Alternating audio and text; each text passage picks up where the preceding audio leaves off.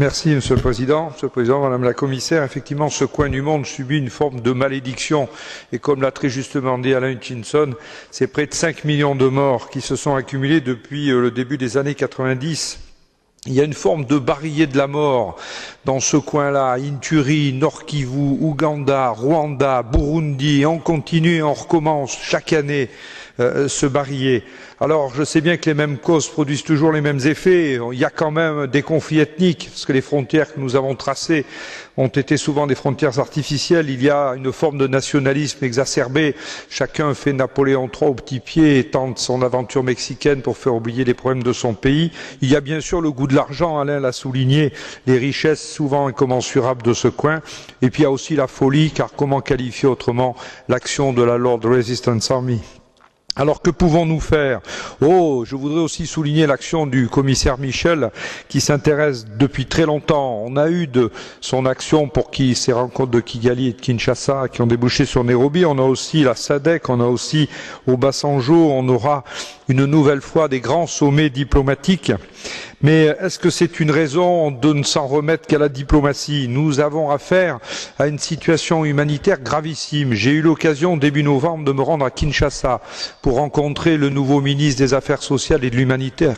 En ma qualité de rapporteur de votre Parlement pour l'aide humanitaire, Monsieur Botswali Lengomo, j'ai également rencontré Apollinaire Malou, que nous avons presque qualifié pour le prix Sakharov et qui est responsable du programme Amani.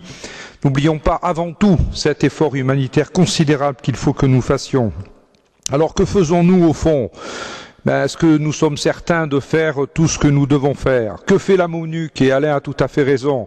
C'est quand même pas 17 000 hommes, dont 6 000 hommes sur place, c'est-à-dire une division armée avec des tanks.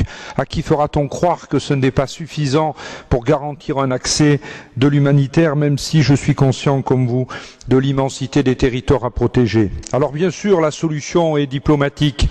Il nous faut donc appuyer une solution africaine, si tant est qu'il soit capable de la mettre en place. Il faut naturellement s'assurer que le cessez-le-feu est continu pour permettre l'accès de l'humanitaire. Sans cette condition indispensable, l'humanitaire ne pourra pas arriver.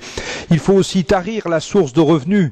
Il faut bien naturellement fermer les mines, mais aussi peut-être s'en prendre aux entreprises du monde occidental qui, eux, achètent le coltan et les autres minerais qui permettent de pouvoir acheter des armes. Et il faut bien sûr, autant que nous le pourrons, soutenir les efforts de paix, et ceci en manifestant un intérêt politique continu et non pas parfois aléatoire. Et je terminerai en appelant à une présence militaire beaucoup plus forte pour stabiliser la paix. Et ça, certes, seules les Nations Unies peuvent le faire. Mais j'ai cru comprendre que l'Union européenne avait quelques capacités parfois de convaincre les Nations Unies de faire le devoir qui est le leur. Je vous remercie.